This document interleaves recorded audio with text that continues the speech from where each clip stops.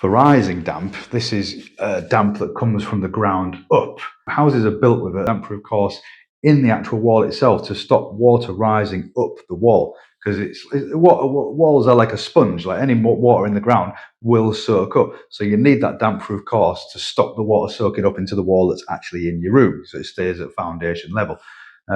Older properties, badly done properties, that damp-proof course can deteriorate, or never even had one, who knows. But anyway, rising damp is a common issue in this country, and it's something we're always dealing with. And the best way to deal with it is to install a damp-proof course, a chemical damp-proof course, which, actually, let me just spin you around and I'll show you what I mean. See the mortar lines between the bricks down there? You drill a hole in the mortar lines every 10 centimeters roughly, and you put a chemical into that mortar line that then, once it kind of soaks out into the mortar, and as it soaks out, it sets and it forms a new damp-proof layer. So any water that hits that line can't rise any further above it. So that's how you deal with rising damp the best way. Damp-proof course we're going to be using is this one, which is by DryRod, and it's called DryRod because it literally is dry rods.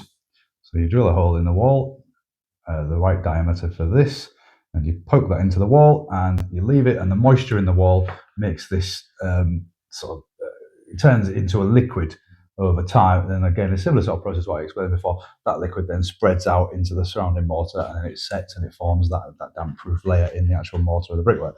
So this is what we're going to be using. So the first step is I need to drill holes in the mortar literally every 10 centimeters, and then we'll start poke the dry rods in, and then that's pretty much it really. It's pretty simple. So I will do that now and show you how it's done. Right, so a bit about the equipment we're going to need. We obviously need the dry rods themselves. We're going to need a 12mm drill bit. 12mm is the right size for the rods. We want the rods quite tight in the hole. We don't want them loose. We want the moisture to be able to actually touch the rod from the surrounding masonry, surrounding wall. We've got this is an SDS drill, quite a powerful sort of hammer style drill. You can just use a normal combi drill as long as it's got a hammer function on it. It'll just take you a bit longer to drill through the wall, but if you've just got a standard combi drill, you can do it with that as well. I'm using that because it's bigger and more powerful, and I'll get it done quicker.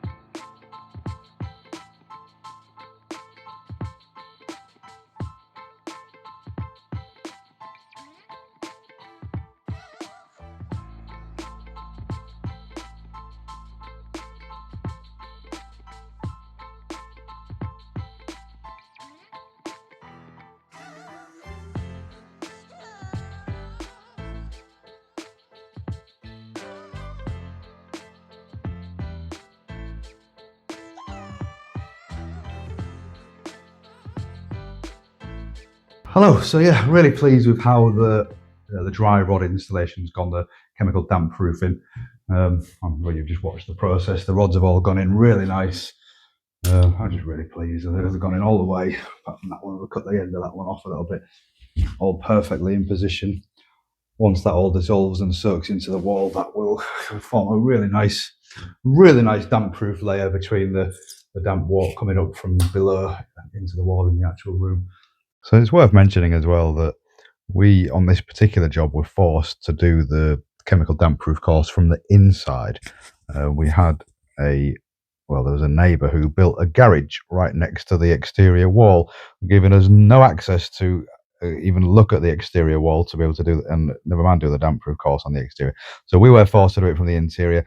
If you have got a choice and if you can do it from the exterior, it's always a better option. It would just save yourself the hassle of removing skirting boards and replastering and redecorating. It's just less labour intensive and just easier to do. One thing I should have mentioned already, and I'm going to make sure you're aware of it, is that when you do the chemical damp proof course, you do need to make sure you fill over the holes that you create for the dry rods to go into, because as the dry rods dissolve, the liquid will just seep out the holes if you don't. So for us, we're replastering this wall anyway, which you can see my colleague David starting the process of now, and that will fill over the holes from the inside. But if you're doing it from the outside, just put a bit of repair mortar. You can buy it in small bags from most places. Just fill over the hole with some repair mortar just so it doesn't seep out and it actually does what it's supposed to do. If you have enjoyed this video, or if it's been of any use for you and you might have learnt a few things, then please give us a like. It would be much appreciated. And if you do want to see more videos about us doing various different types of work, then please subscribe.